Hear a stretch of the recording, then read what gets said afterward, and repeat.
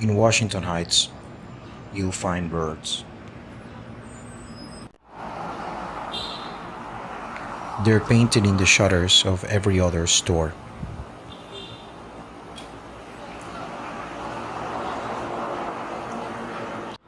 You'll see them in the shutters of vacant real estate, waiting for a new tenant. This little one waits for a mom and pop instead of a pharmacy chain or a bank. On the dentist's office and the ophthalmologist. The travel agents have them as well. But they're not just found in the shutters of stores, but in every nook, on tobacco shops, on La Ferreteria, and even on the side of buildings.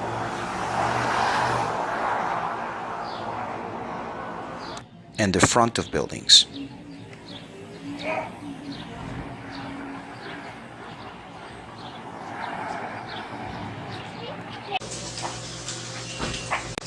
I even spotted them at my corner deli.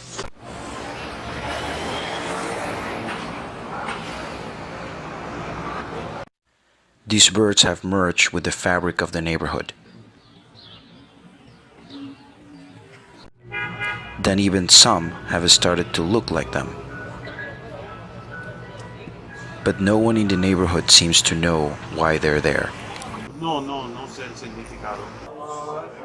Actually, I think they're just decorative. Even inside the stores with them. No, para nada.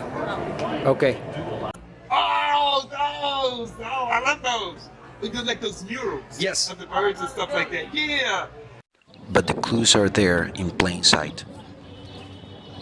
It's called the Audubon Project, spearheaded by Gittler Ant Gallery and the National Audubon Society. It uses public art to raise awareness on endangered birds by climate change. I stumbled upon two of the artists and asked them what they were painting. It's Gyre Falcon, GYR Falcon. John James Audubon, an American naturalist and artist, who in 1838 published one of the most acclaimed rare books ever made, The Birds of America.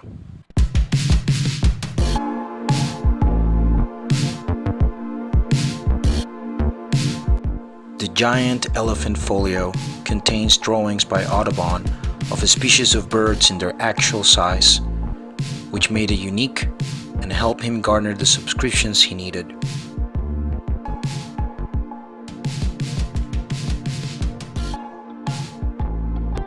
Through a period of 18 years, Audubon traveled to the western frontier, armed with a rifle and watercolors. He traveled far, even after publication, all the way to Fort Union, at the crossroads between Indian country and the unorganized territories. He traveled down the Mississippi, from Kentucky to Texas, meeting Sam Houston, Daniel Boone, all the while painting birds. The results were outstanding, his plates and their stories reading like a history of the American wilderness. But the path had been rough and shaky, and he lost it all for his dream. Poor and rejected in America, it was in Europe where he realized his American dream. And upon his return, success. With the aid of Joe Mason painting detailed vegetation backgrounds, he assembled 435 birds, some of which are gone forever from the earth, like the Carolina parakeet, and the passenger pigeon, which once roamed the plains in the thousands. The loss of this bird has been credited for a altering habitat that encouraged the spread of deer mice, the main carrier of Lyme disease. The birds of America need us.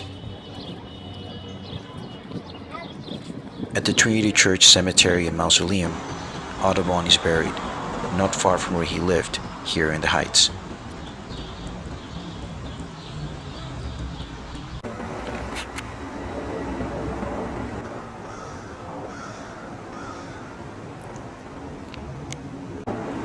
His grave is finely engraved with birds and other natural wildlife.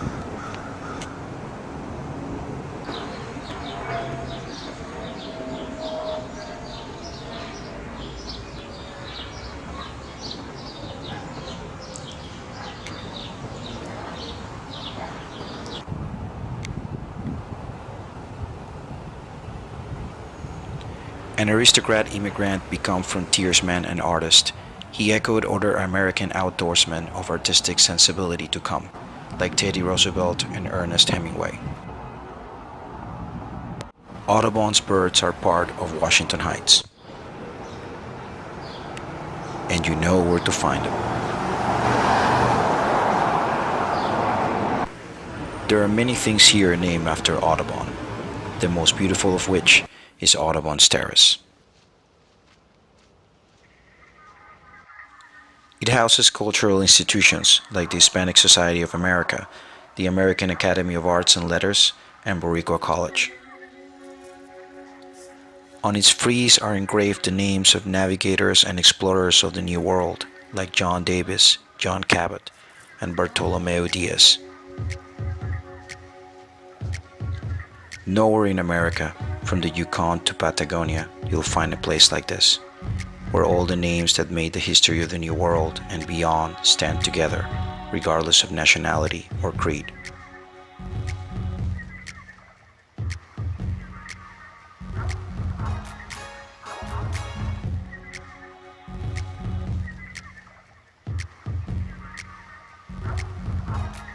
Exploring nature, like Humboldt, finding routes of navigation, like the Gama and Magellan, delivering the first clash between civilizations, like Columbus and Marco Polo.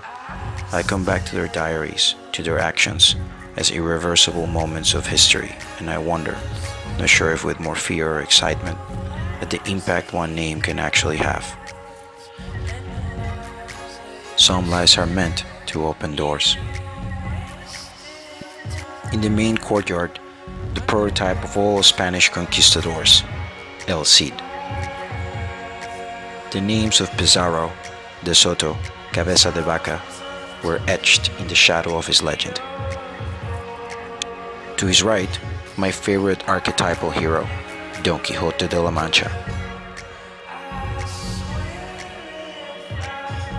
To his left, a cloaked poet.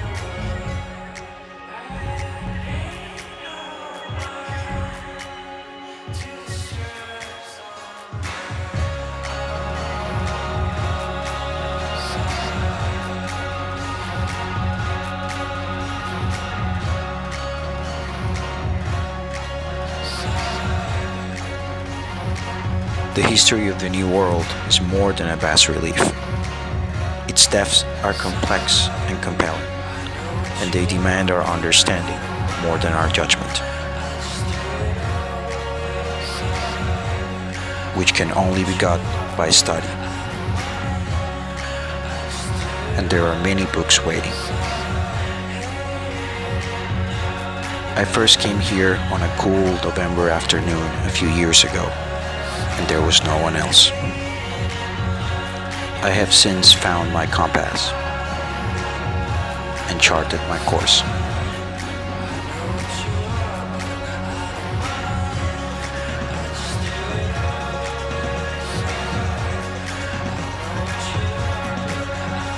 I now come here often, and this building reminds me that to construct a better future, one first has to build a good past.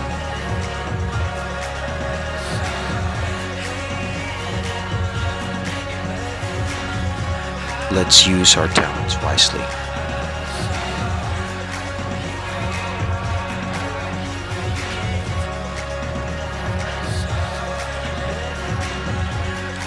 We have all we need.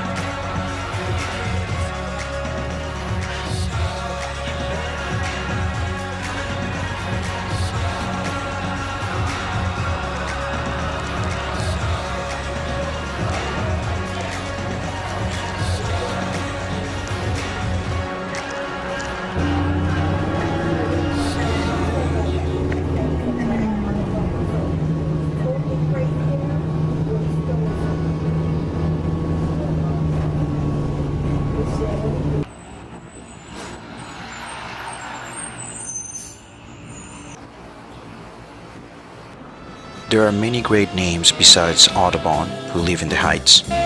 Thurgood Marshall, W.E.B. Du Bois, Count Basie, Duke Ellington, Joel Lewis, Jackie Robinson, many others. But the most celebrated is the one the neighborhood is named after, George Washington. 72 days after the birth of this nation, Washington established his army headquarters here at Morris Mansion. 2 days later was the Battle of Harlem Heights. It was Washington's first victory in the Revolutionary War, and years later, when he was president, he returned to host his first cabinet dinner here at the mansion where he had won for the first time. It is now called the Morris Umel Mansion in honor of Eliza Umel, perhaps the first successful woman entrepreneur in the history of this country, and who lived here for 55 years. The house now remembers General Washington's brief stay, and you can look onto the unspoiled 18th century landscape outside from the same window where he signed army dispatches and wrote letters, seeing what he saw. The house, built in 1765, it's the oldest one in Manhattan. A fitting place to have survived.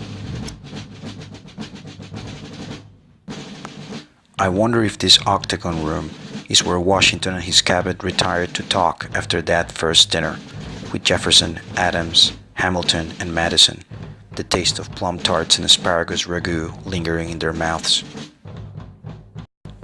They spoke about the future of the new nation and the direction it would take over time. But they did good. Framed a constitution, establishing a sound foundation so the nation could move forward. Today, in the midst of a generation with their heads cast down towards a screen, that foundation marches on undaunted. Coming from a culture where privilege was inherited, not earned, I've seen the greatness of a creed where your only inheritance is life, liberty, and the pursuit of happiness through self-reliance. I've followed, energized, and claimed the spirit of '76, as all immigrants should. There's more historic places around Washington Heights. 20 blocks down is the Hamilton Grange National Memorial, where Alexander Hamilton lived until he was cut down in a tragic duel with Aaron Burr.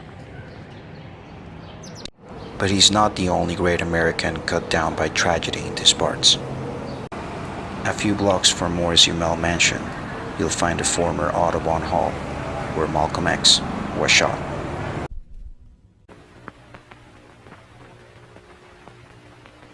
Roll. Chief, could you describe what happened here today?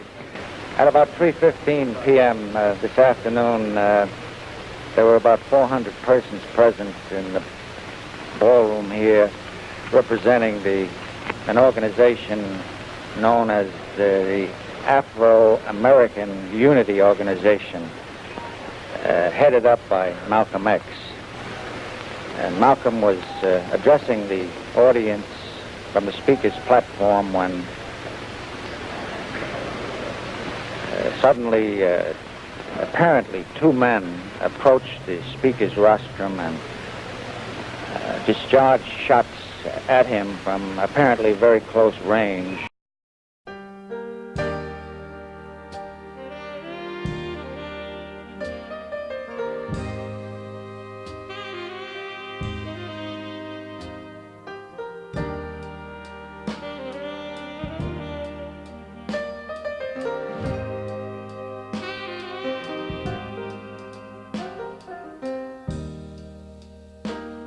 Ain't no way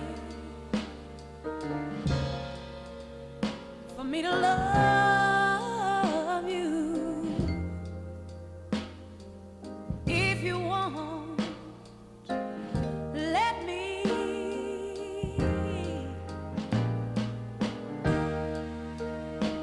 It ain't no way for me to give you all you need. If you won't let me give all of me. The struggle continues for a future with dignity. If New York is a sampler of America, Washington Heights is a sampler of both. It's Washington's bridge. His victory became a beacon for all cultures and all religions.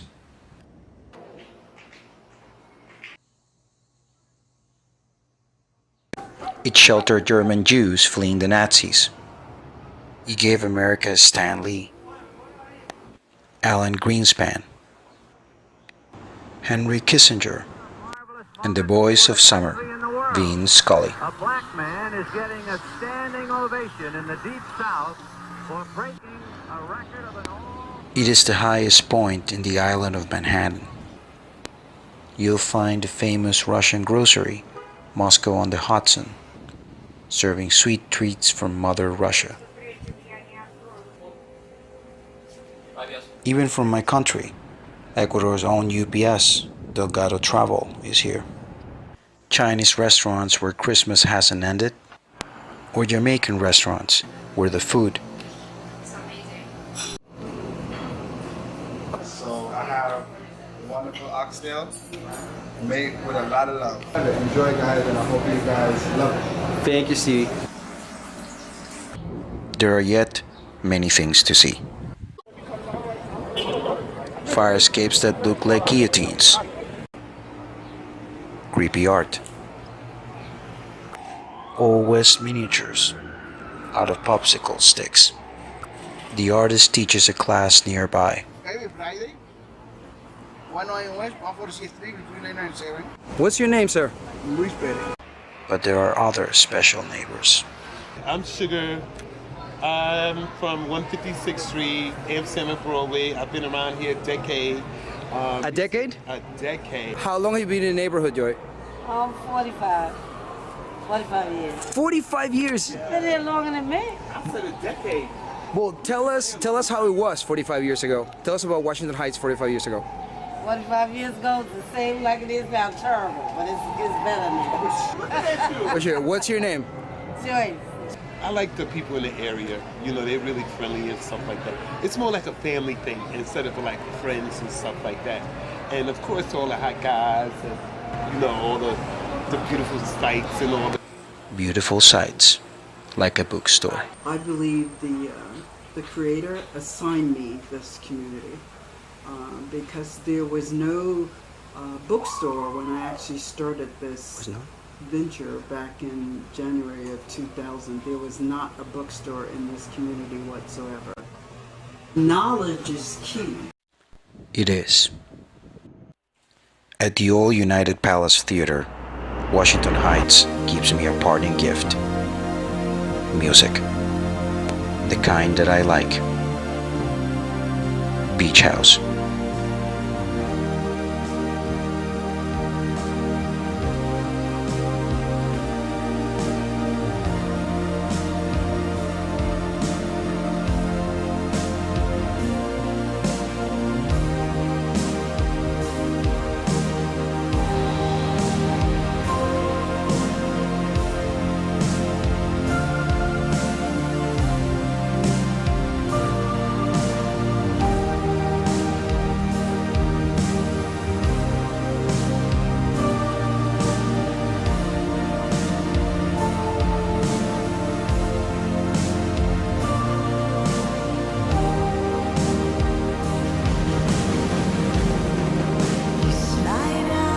Today's end. The future comes too quickly. I wonder about the paths I've taken and the ones I've shunned. But we do what we must. I hope you pardon all my errors of form. I live a good, simple life. I design. I write. I don't lust for excess, so I can't make expensive movies. But there are stories that should be told and remembered. Our memory, though, is still a mystery. What we retain from the books we've read, the places we've been, the people we meet.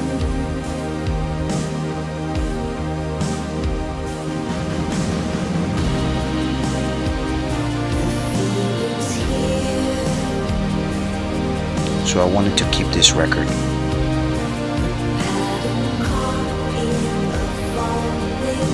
To recall my life and times